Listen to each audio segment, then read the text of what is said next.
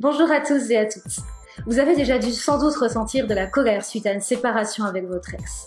Les mois, les années passées ensemble semblent être bien sombres lorsqu'on a pris la décision de s'en aller ou lorsqu'on est quitté. Derrière toute cette colère, il y a dû y avoir aussi beaucoup de tristesse. Bref, vous avez dû vous souvenir de tout ce panel d'émotions et du fait que vous aviez eu l'impression que la personne que vous aimiez était la pire personne au monde. Mais ce que vous ne saviez pas encore, c'est que vous étiez en train de traverser les mêmes étapes que lors d'un deuil. Aujourd'hui, je vais vous donner quelques clés pour pouvoir vous en sortir, pour pouvoir comprendre et détecter ce qu'il se passe lors d'une séparation. Vous avez dû vous sentir comme ceci ou comme cela.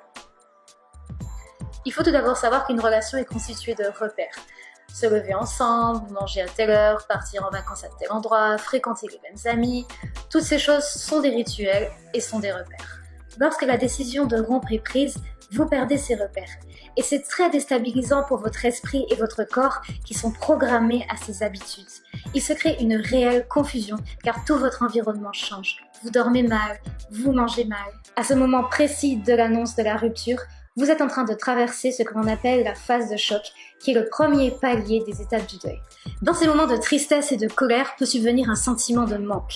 On peut penser à tort qu'il s'agit d'une réaction à l'amour que l'on porte à l'autre, alors qu'en fait ce n'est qu'une réaction à la perte. Ce n'est qu'après cette phase que vous pourrez juger de l'affection qu'il vous reste pour l'autre. Alors comment oublier son ex ?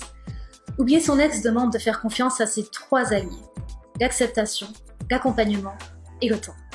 L'acceptation, car il faut pouvoir reconnaître que cette histoire aura marqué une période de votre vie et qu'il est donc normal de ressentir de la colère, de la déception, de la tristesse.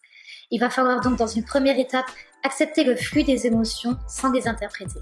Votre deuxième allié est l'accompagnement par un professionnel qui vous permettra de limiter l'impact négatif de la perte sur votre estime de vous-même et également de discriminer les différentes étapes du deuil dans lesquelles vous vous situez afin de vous permettre de pouvoir différencier vos craintes de vos désirs. Et enfin, votre dernier allié est le temps. Il est très important car il va vous permettre une reconstruction en évitant de transposer vos attentes et vos déceptions dans une nouvelle relation que vous allez idéaliser comme une thérapie pansement. De façon générale, ces trois alliés sont là pour vous rappeler que pour vous sortir d'une rupture, il est nécessaire de vous souvenir de votre identité propre.